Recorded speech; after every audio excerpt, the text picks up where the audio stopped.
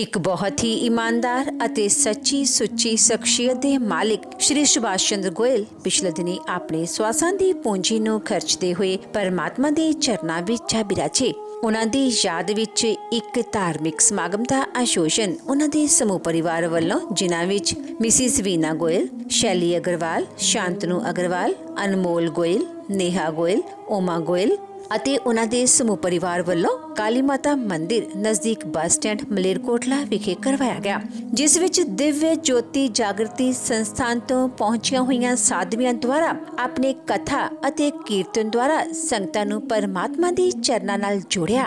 ਸ਼੍ਰੀ ਸੁਭਾਸ਼ ਚੰਦਰ ਗੋਇਲ ਜੀ ਦਾ ਜਨਮ ਪਿਤਾ ਸ਼੍ਰੀ ਨੱਥੂ ਲਾਲ ਜੀ ਦੇ ਘਰ ਮਾਤਾ ਸ਼੍ਰੀਮਤੀ ਵਿਦਿਆਵੰਤੀ ਜੀ ਦੀ ਕੁੱਖੋਂ ਮਲੇਰਕੋਟਲਾ ਵਿਖੇ 6 ਅਗਸਤ 1955 ਨੂੰ ਹੋਇਆ।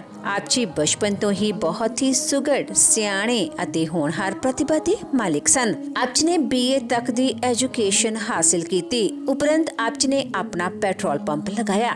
ਆਪ ਜੀ ਨੇ ਆਪਣੇ ਕੰਮ ਵਿੱਚ ਸਖਤ ਮਿਹਨਤ ਕੀਤੀ ਅਤੇ ਖੂਬ ਨਾਮਣਾ ਖੱਟਿਆ। ਇੱਥੇ ਹੀ ਬਸ ਨਹੀਂ, ਆਪ ਜੀ ਨੇ ਆਪਣੇ ਬਿਜ਼ਨਸ ਨੂੰ ਉੱਚ ਬੁਲੰਦੀਆਂ ਤੇ ਪਹੁੰਚਾਇਆ। ਸ਼੍ਰੀ ਸੁਭਾਸ਼ ਚੰਦਰ ਗੋਇਲ ਜੀ ਇੱਕ ਬਿਜ਼ਨਸ ਲਵਰ ਇਨਸਾਨ ਸਨ। ਆਪ ਜੀ ਆਪਣੇ ਹਰ ਕੰਮ ਨੂੰ ਬਹੁਤ ਹੀ ਮਿਹਨਤ, ਲਗਨ ਅਤੇ ਇਮਾਨਦਾਰੀ ਨਾਲ ਕਰਿਆ ਕਰਦੇ ਸਨ। ਸ਼੍ਰੀ ਸੁਭਾਸ਼ ਚੰਦਰ ਗੋਇਲ ਜੀ ਹੁਣਾਂ ਦਾ ਵਿਆਹ 26 ਅਕਤੂਬਰ 1980 ਨੂੰ ਮਿਸਿਸ ਵੀਨਾ ਗੋਇਲ ਜੀ ਹੁਣਾਂ ਨਾਲ ਹੋਇਆ। ਵਿਆਹ ਉਪਰੰਤ ਆਪ ਜੀ ਨੇ ਆਪਣੀਆਂ ਪਰਿਵਾਰਕ ਜ਼ਿੰਮੇਦਾਰੀਆਂ ਨੂੰ ਬਖੂਬੀ ਨਿਭਾਇਆ। ਆਪ ਜੀ ਦੇ ਘਰ ਬੇਟੀਆਂ ਸ਼ੈਲੀ ਅਤੇ ਓਮਾ ਅਤੇ ਬੇਟੇ ਅਨਮੋਲ ਨੇ ਜਨਮ ਲਿਆ। ਆਪ ਜੀ ਨੇ ਆਪਣੇ ਬੱਚਿਆਂ ਨੂੰ ਖੂਬ ਚੰਗੇ ਸੰਸਕਾਰ ਦਿੱਤੇ, ਪੜਾਇਆ ਲਿਖਾਇਆ ਅਤੇ ਸਮਾਜ ਦੇ ਚੰਗੇ ਨਾਗਰਿਕ ਬਣਾਇਆ। ਅੱਜ ਆਪ ਜੀ ਦੇ ਬੇਟੇ ਅਨਮੋਲ ਗੋਇਲ ਜੀ CA ਵਜੋਂ ਸੇਵਾਵਾਂ ਨਿਭਾ ਰਹੇ ਹਨ ਅਤੇ ਆਪ ਜੀ ਦੇ daughter in law Neha Goyal ji ਬਤੌਰ ਡਾਕਟਰ ਸੇਵਾਵਾਂ ਨਿਭਾ ਰਹੇ ਹਨ। ਸ਼੍ਰੀ ਸੁਭਾਸ਼ ਚੰਦਰ ਗੋਇਲ ਜੀ ਪਰਮਾਤਮਾ ਦੇ ਘਰ ਪ੍ਰਤੀ ਸੱਚੇ ਸ਼ਰਧਾਵਾਨ ਸਨ। ਆਪ ਜੀ ਬਹੁਤ ਹੀ ਧਾਰਮਿਕ ਬਿਰਤੀ ਦੇ ਇਨਸਾਨ ਸਨ। ਅਲੱਗ-ਅਲੱਗ ਧਾਰਮਿਕ ਸੰਸਥਾਵਾਂ ਵਿੱਚ ਆਪ ਜੀ ਸਮਰਸੀਬਲ ਬੋਰ ਕਰਵਾ ਕੇ ਦਿੰਦੇ ਤਾਂ ਕਿ ਆਉਣ ਜਾਣ ਵਾਲੇ ਰਾਹੀ ਪਾਣੀ ਪੀ ਸਕਣ। ਇਸ ਤੋਂ ਇਲਾਵਾ ਆਪ ਜੀ ਸਮੇਂ-ਸਮੇਂ ਤੇ ਹਵਨ ਯੱਗ ਅਤੇ ਪਾਠ ਦਾ ਆਯੋਜਨ ਕਰਵਾਉਂਦੇ। ਸ਼੍ਰੀ ਸੁਭਾਸ਼ ਚੰਦਰ ਗੋਇਲ ਜੀ ਬਹੁਤ ਹੀ ਮਿੱਠੀ ਬੋਲੀ ਅਤੇ ਮੇਲਾਪਰੇ ਸੁਭਾਅ ਦੇ ਮਾਲਿਕ ਸਨ। ਜੋ ਕੋਈ ਵੀ ਇੱਕ ਵਾਰ ਆਪ ਜੀ ਨਾਲ ਗੱਲ ਕਰ ਲੈਂਦਾ ਤਾਂ ਆਪ ਜੀ ਦਾ ਹੀ ਹੋ ਕੇ ਰਹਿ ਜਾਂਦਾ ਸੀ। ਮੌਜੂਦਾ ਸਮੇਂ ਵਿੱਚ ਸ਼੍ਰੀ ਸੁਭਾਸ਼ ਚੰਦਰ ਗੋਇਲ ਜੀ ਦੀ ਫੁਲਵਾੜੀ ਸ਼ੈਲੀ, ਸ਼ਾਂਤਨੂ, ਅਨਮੋਲ, ਨੇਹਾ ਅਤੇ ਓਮਾ ਗੋਇਲ ਨਾਲ ਮਹਿਕ ਰਹੀ ਹੈ।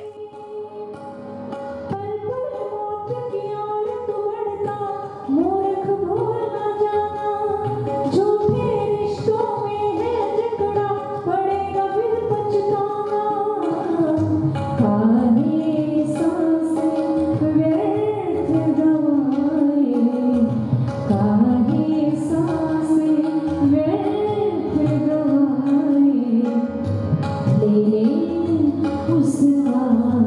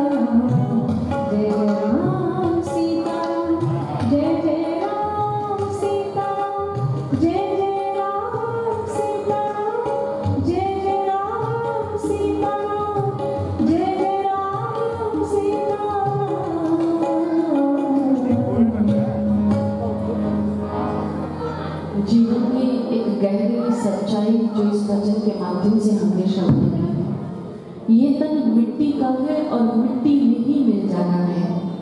कहते हैं कि एक बार एक फकीर शमशान की भूमि पर बैठा, वहां से एक राहगीर निकला। उसने उन महात्मा को देखा। महात्मा जी अपने दोनों हाथों की मुट्ठी बनाए, कभी इस मुट्ठी को तो कभी इस मुट्ठी को सूंघ रहे थे। तो उस व्यक्ति ने जाकर पूछा, महात्मा आप ये क्या कर रहे हैं? मैं कब से आपको देख रहा हूँ। महात्मा जी कहने लगे, मेरी दाएं हाथ में एक राजा की राख है और बाएं हाथ में एक गरीब की रंक की राख है, जो मृत्यु के पश्चात जब चिता अग्नि के स्फुर्द हुए, मिट्टी बने, खाक बने, उन दोनों की मिट्टी उठाकर, राख उठाकर मैं सूंघ कर जानने का प्रयास कर रहा हूँ, दोनों में अंतर क्या है। उस व्यक्ति ने पूछा, तो महात्मा जी क्या अंतर नजर आया? उसने कहा कि एक राजा जिसने अनेकों प्रकार के स्वादिष्ट व्यंजनों को चखा, खाया, ग्रहण किया, अपने इस तन को सुंदर सुंदर वस्त्र आभूषणों से सजाया, इत्र से महकाया। वहीं एक गरीब जिसे 2 वक्त की रोटी भी बड़ी मुश्किल से मिलती रही, इस तन को सजाना संवारना तो बड़ी दूर की बात है। जिस समय ये दोनों अग्नि के स्पर्ध हुए, मिट्टी बने, राख बने, तो मुझे केवल मात्र एक ही बात पता चली, और वो बात ये पता चली,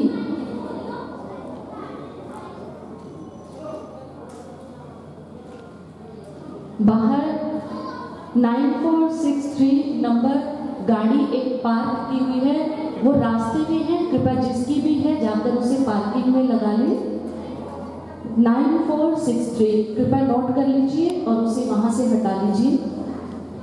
वो महात्मा उन राहगीर को बताते हैं कि इन दोनों को सूंघ कर मुझे केवल मात्र बस एक ही फर्क नजर आया, और वो फर्क ये है, लाखों यहाँ पर आए, लाखों यहाँ से चले गए, खाक में जब मिल गए, दोनों बराबर हो गए, दोनों बराबर हो गए। सबके जीवन की नियति यदि एक मुट्ठी भर राख है, फिर इंसान क्यों भ्रमित हुआ, इस संसार की माया के पीछे दौड़ता रहता है, इस तन के ऊपर व्यर्थ मान करता रहता है। हमारे महापुरुष हमें समझाते एक बात कहते हैं कि ईश्वर ने अनुकंपा कर, कृपा कर 84 लाख योनियों से निकालकर हमें ये श्रेष्ठ यदि मानव का तन दिया है, तो इस तन का एक मकसद है। ये तन उन पशु पक्षियों की मानी संसार के अंदर परिवार को पालन पोषण कर, काम धंधों में लगकर व्यर्थ गंवाने के लिए नहीं मिला है। इस तन का मकसद है, और वो मकसद क्या है? हमारे जीवन का एक मकसद मिली है जिंदगी, तो मकसद भी रख, श्वासें लेकर वक्त बिताना तो जिंदगी नहीं है।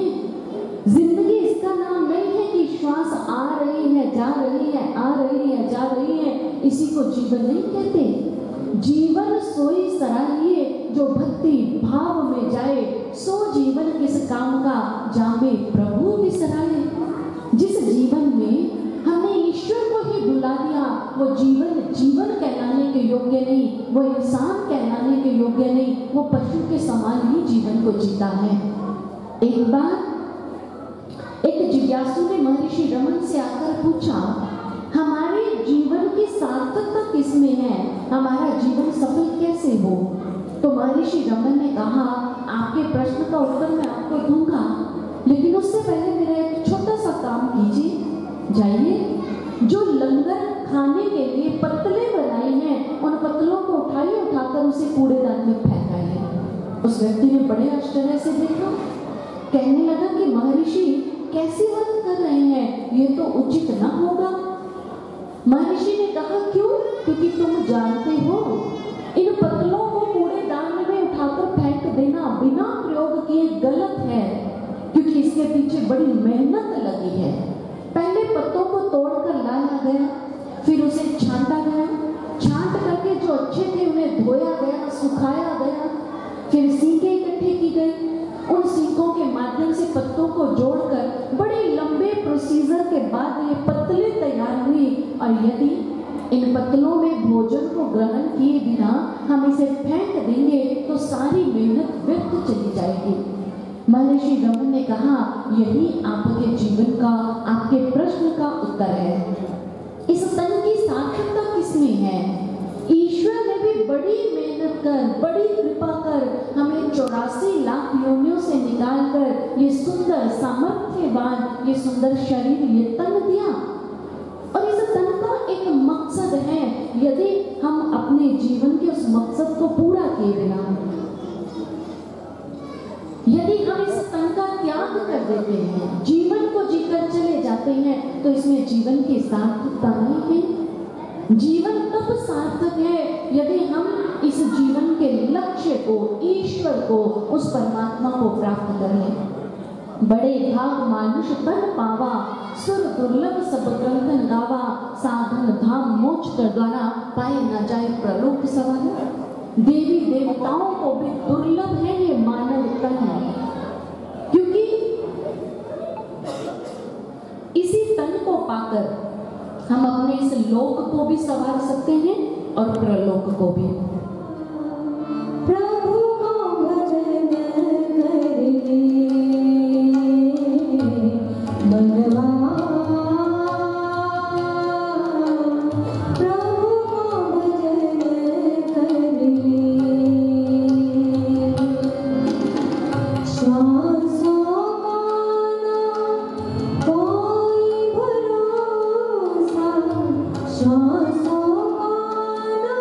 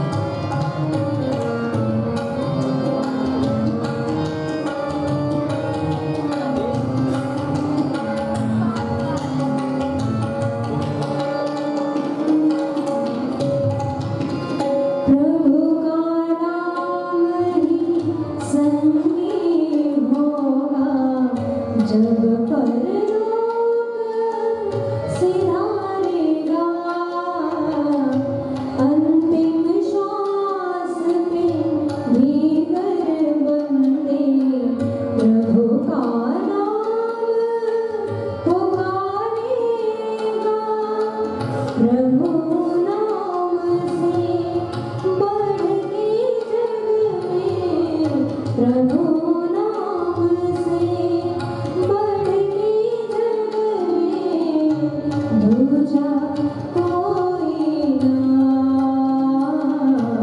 मनवा प्रभु का भजन कर ले मनवा प्रभु का भजन कर ले श्वासों माना कोई भरोसा श्वासों माना कोई भरोसा अब तो ये तन कर ले मनवा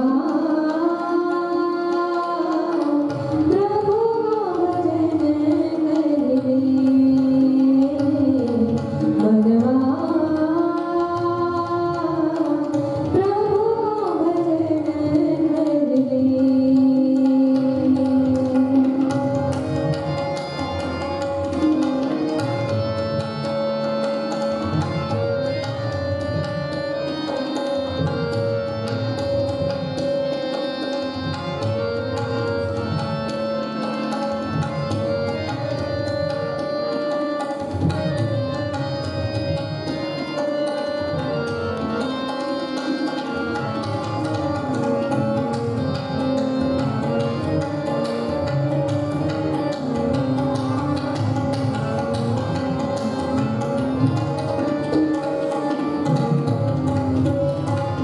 सद्गुरु ज्ञान का दीप जलाकर दूर करे मन का अंधियारा फिर जाना इस तन में होता ईश्वर का नित्य उजियारा जीवन रूपी नैया है जीवन रूपी नैया है सद्गुरु केवल मनवा प्रभु का भजन कर ले मनवा प्रभु का भजन कर ले श्वासों माना कोई भरोसा श्वासों माना कोई भरोसा अब तो ये तन कर ले मनवा प्रभु का भजन कर ले मनवा प्रभु का भजन कर ले प्रभु का भजन कर ले प्रभु का भजन कर ले। राजा परीक्षित जब ध्यान की अवस्था में उतरे उनकी आत्मा परमात्मा के साथ जुड़ गई। वो परमात्मा के प्रकाश स्वरूप के साथ लीन हो गए। वो ज्योति स्वरूप जिसे भरपूर ज्योति कहते हैं, जो परमात्मा का सहज प्रकाश स्वरूप है। एक व्यक्ति जब मृतक हो जाता है, आप सभी ने अपने बड़े बुजुर्गों से ये कहते सुना होगा, इनके अंतःकरण से वो ज्योति निकलकर परमात्मा की ज्योति में समा गए। जो महापुरुषों का वाक्य है, नौ सेल्फ स्वयं को जानो, तुम हो कौन, कहाँ से आए, कहाँ है निज घर तेरा, तुम कौन हो, कहाँ से आए हो, हम अपनी इस पहचान को प्राप्त करिए। हम तो मंदिर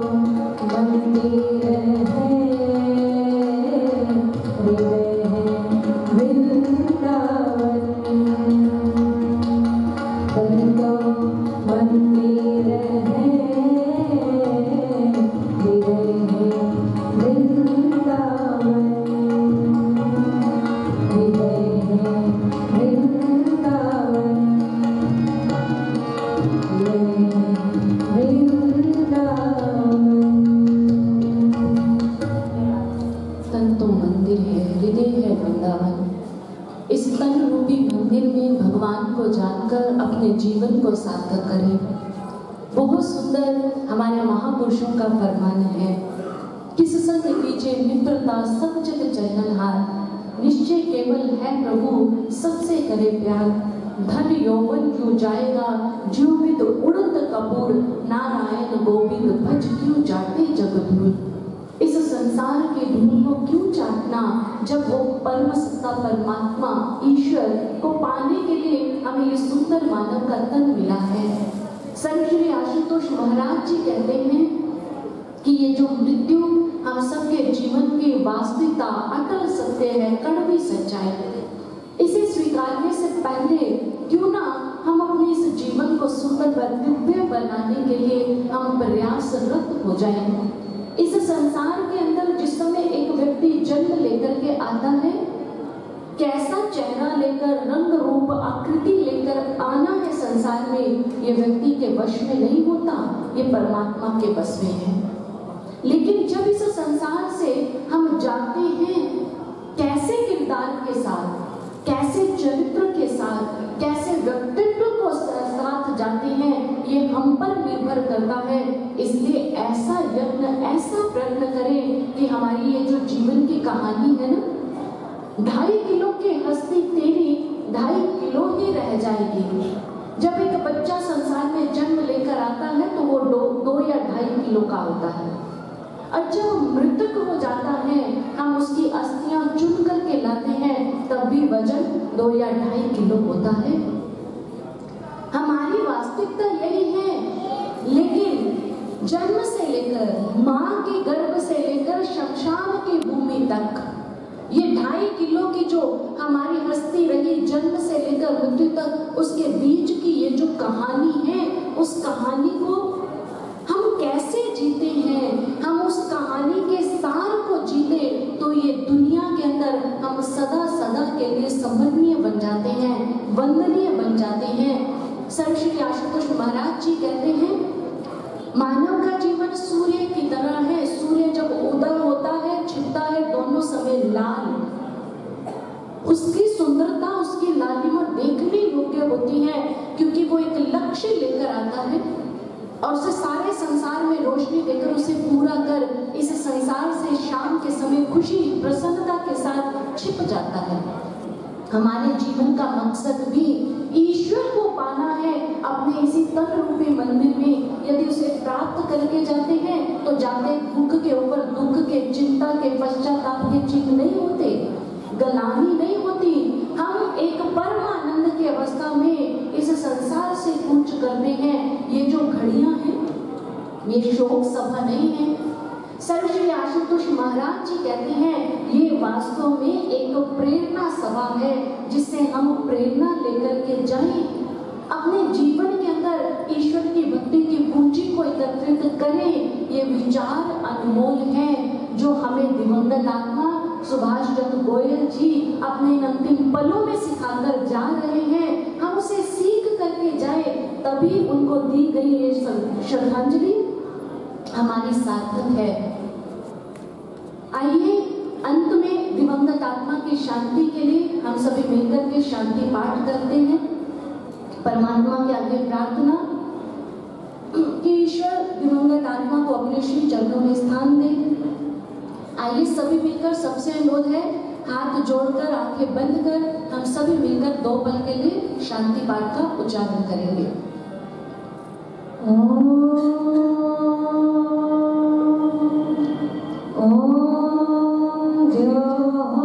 शांति अंतरिक्षं शांति पृथ्वी शांतिरापः शांतिरोषधयः शांति वनस्पतयः शांतिर्विश्वे देवाः शांतिर्ब्रह्म शांतिः सर्वं शांतिः शांतिरेव शांतिः सा मा शांतिरेधि। ओम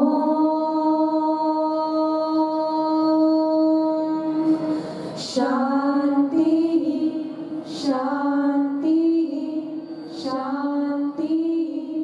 ओम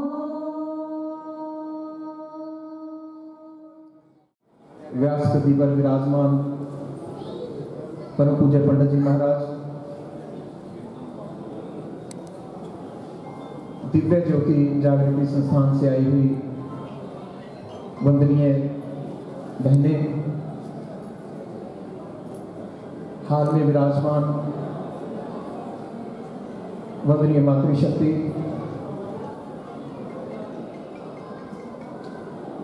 काबिल सद एहतराम बुजुर्ग साहबान और आदरणीय भाइयों, जैसा कि हम सभी जानते हैं कि आज हम बहुत ही दुखी हृदय के साथ हमारे आदरणीय भाई श्री सुभाष चंद्र जी गोयल, सुपुत्र स्वर्गीय लाला नथुलाल जी अग्रवाल और स्वर्गीय श्री श्यामलाल जी गोयल, स्वर्गीय श्री ज्ञानचंद जी गोयल, स्वर्गीय श्री प्रेमचंद जी गोयल, स्वर्गीय श्री अमृतलाल जी गोयल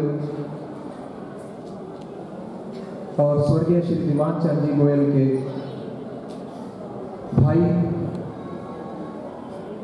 मैं देख रहा था कि हमारे भाई श्री धर्मपाल जी गोयल, जिनके सुभाष जी छोटे भाई थे, बहुत ही वो इमोशनल हो रहे थे और उनसे अपने आंसू नहीं रोके जा रहे थे। ये कुदरती बात है कि जब सभी भाइयों में से बाकी सभी भाई चले जाएं तो जो अकेला भाई रह जाता है उसको ये एहसास होता है कि इस घर का बड़ा मैं ही हूँ, कहीं ना कहीं अकेलापन भी महसूस होता है। तो वो मैं देख रहा था कि हमारे भाई यहाँ बैठे हैं और सुभाष जी के बेटे श्री अनमोल जी, उनकी पुत्र वधू डॉक्टर नेहा गोयल, बेटी और दामाद शैली और शांतनु जी और बेटी उमंग गोयल, उनकी भाभी कांता रानी जी गोयल, राजेश जी, अनीता जी, राकेश जी, अलका जी, पंकज मोहन जी, रजनी, संजीव जी, रीना जी, श्रीमती रेणु गोयल, श्री विनय जी, शिवानी जी, श्री अंकुर जी और शैलका जी, मनु जी और भावना जी, ये सभी उनके भतीजे और भतीज बहू हैं। ये बहुत ही जो ये परिवार है, आप सभी जानते हैं कि बहुत ही धार्मिक, बहुत ही सामाजिक, बहुत ही मिलनसार परिवार है। शहर का कोई भी धार्मिक कार्यक्रम हो, सामाजिक कार्यक्रम हो, कहीं दान दक्षिणा देने की बात हो, या आप सभी जानते हैं कि कहीं अगर समाज पर कभी भीड़ पड़ी है तो कहीं कुर्बानी देने की भी बात हो तो ये परिवार कभी पीछे नहीं हटा। मैं इस सारे परिवार के चरणों में नतमस्तक होता हूँ इनके समाज धर्म के प्रति इस देन के लिए। बहुत सी धार्मिक और सामाजिक संस्थाओं ने, महानुभावों ने श्रद्धा सुमन अर्पित किए हैं। उनके नाम इस प्रकार हैं: SS जैन सभा रजिस्टर्ड मालेरकोटला, डॉक्टर गुरविंदर जी, डॉक्टर मोहम्मद शबीर साहब, डॉक्टर बीटे गोयल साहब और IMA और NIMA के अन्य सभी डॉक्टर साहबान, श्री अंकु यखमी जी और श्री बेअंत किंगर जी, XMC साहबान, श्री रामनवमी उत्सव कमेटी, भारत विकास परिषद, सरदार इंदर सिंह जी गुंडे, SDIC डिस्ट्रिक्ट मालेरकोटला, चौधरी मेहरदीन साहब, बार एसोसिएशन मालेरकोटला के सभी मेंबर साहिबान, प्रिंसिपल और मेंबर्स और managing committee STPP senior secondary school, Shri Manoj उपल जी और श्री महेंद्र सिंह जी परूथी MC साहिबान, श्री हरे कृष्णा संकीर्तन मंडल, केयर फाउंडेशन के सभी वॉलंटियर्स, श्री मनीष वर्मा जी और अन्य सभी members, press club Malerkotla, Shri Agrawal Sabha registered Malerkotla, managing committee Vaikunth Dham शमशान घाट, सूर सभा रजिस्टर्ड मालेरकोटला, आर्य समाज मंदिर, श्री गोपाल भंडारा ट्रस्ट रेलवे रोड लंगर committee, Shri RT Jindal Sahab retired IAS, Dharam Sangh Malerkotla, Swargdham शमशान भूमि कमेटी, श्री हाकम सिंह जी चैप्टर और सरदार दलवारा सिंह जी सीनियर लीडर्स, महिला अग्रवाल सभा मालेरकोटला, गीता प्रचार समिति, lions club Malerkotla Vishal, lions club Malerkotla greater, Maharaja Agrasen charitable trust, managing committee Gurdwara Shri Guru Tegh Bahadur Sahib, Mata Shri Naina Devi भंडारा trust, Bhumeshwar charitable trust, Shiv मंदिर रोहिला, श्री सतपाल जी गोयल संस्थापक, लंगर कमेटी श्री हनुमान मंदिर, श्री बीके देव जी सेवक, श्री राम शर्मा आश्रम ठंडी सड़क, लंगर कमेटी श्री हनुमान मंदिर, श्री सनातन धर्म सभा रजिस्टर्ड मालेरकोटला, श्री गौशाला कमेटी रजिस्टर्ड, बाहवलपुरी पंचायती सभा रजिस्टर्ड, श्री राधा माधव प्रभात फेरी, सर्व सनातन धर्म सभा रजिस्टर्ड, नगर पंचायत डेरा बाबा अपना राम जी, श्री काली माता मंदिर कमेटी, श्री नैना देवी मंदिर कमेटी,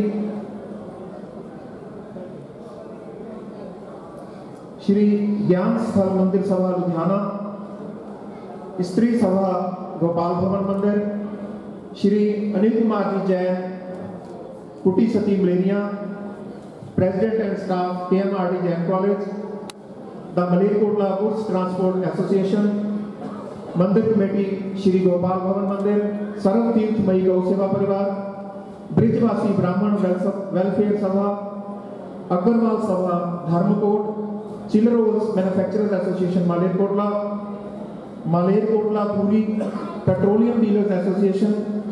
इस एसोसिएशन के हमारे भाई सुभाष चंद्र जी गोयल इनके सीनियर वाइस प्रेसिडेंट भी रहे हैं। जैसा मैंने बताया कि ये परिवार सभी धार्मिक और सामाजिक और व्यापारिक संस्थाओं के साथ बड़ी तन्मयता से जुड़ा हुआ है। हमारे भाई जुड़े हुए थे, अन्य सभी बच्चे भी सभी संस्थाओं से जुड़े हुए हैं। Vasant valley public school chairman and staff, Shri Vaishno Mata Mandir committee, Shri Gopal Sankirtan Mandal Tapa मोहल्ला,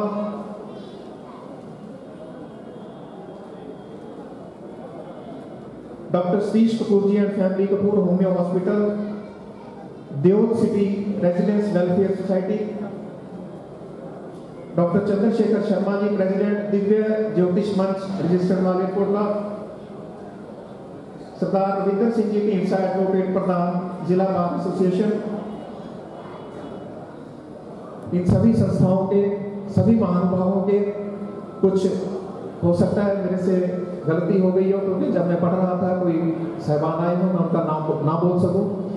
ये सभी संस्थाएं, आप सभी महानुभाव और इस हाल में मौजूद और हाल के बाहर भी मौजूद सभी मेरे भाई बहन, आप सभी इस परिवार के लिए, गोयल परिवार के लिए बहुत ही सम्मानीय हैं, बहुत ही आदरणीय हैं, बहुत ही मोहतर सभी आप सम्मानित सदस्य हैं समाज के।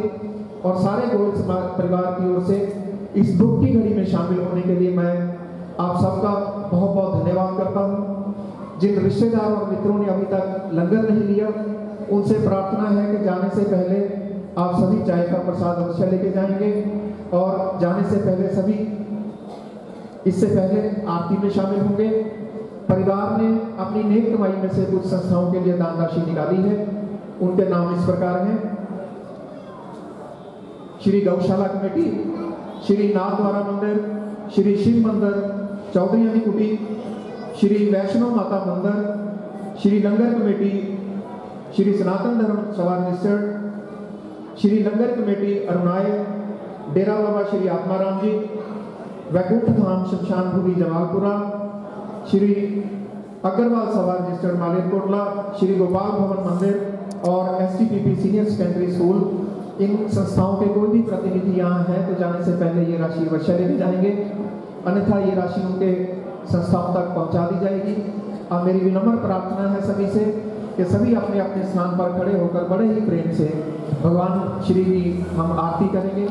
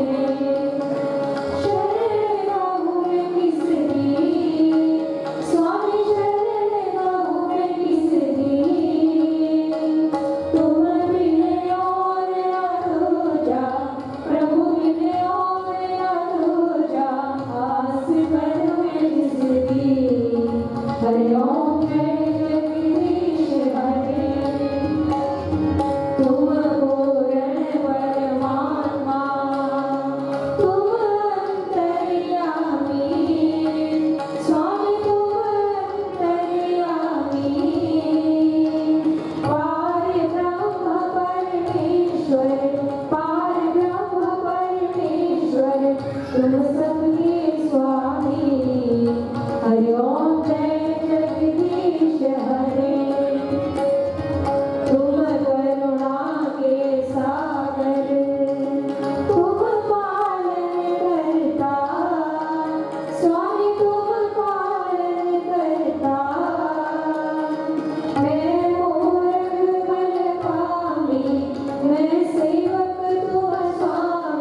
कृपा करो भरता। हरि ओम जय जगदीश हरे। तुम हो एक अगोचर सबके प्राणपति। स्वामी सबके प्राणपति। किस विध मिलो दया में, किस विध मिलो दया में, तुमको मैं कुमति। हरि ओम जय जगदीश हरे। दीन बंधु दुख हरता, भावर तुम मेरे। स्वामी रक्षक तुम मेरे।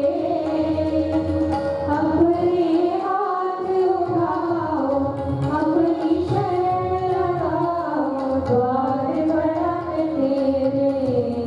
हरि ओम जय जगदीश हरे। विषय विकार मिटाओ, पाप हरो देवा। स्वामी कष्ट हरो देवा। श्रद्धा भक्ति बढ़ाओ, श्रद्धा प्रेम बढ़ाओ, संतन की सेवा। हरि ओम जय जगदीश हरे। तन मन धन सब तेरा, स्वामी सब कुछ है तेरा। स्वामी सब कुछ है तेरा। तेरा तुझको अर्पण, प्रभु का प्रभु को अर्पण, क्या लागे मेरा। हरि ओम जय जगदीश हरे। श्याम सुंदर की आरती जो कोई नर गावे, आज प्रेम सहित गावे। कहत शिवानंद स्वामी, कहत हरिहर स्वामी, मनवांछित फल पावे। हरि ओम जय जगदीश हरे। हरि ओम जय जगदीश हरे। हरि ओम जय जगदीश हरे। कर्पूर गौरम करुणावतारम, संसार सारम भुजगेन्द्रहारम, सदा वसन्तं हृदयारविन्दे। भवं भवानी सहितं नमामि। भवं भवानी सहितं नमामि।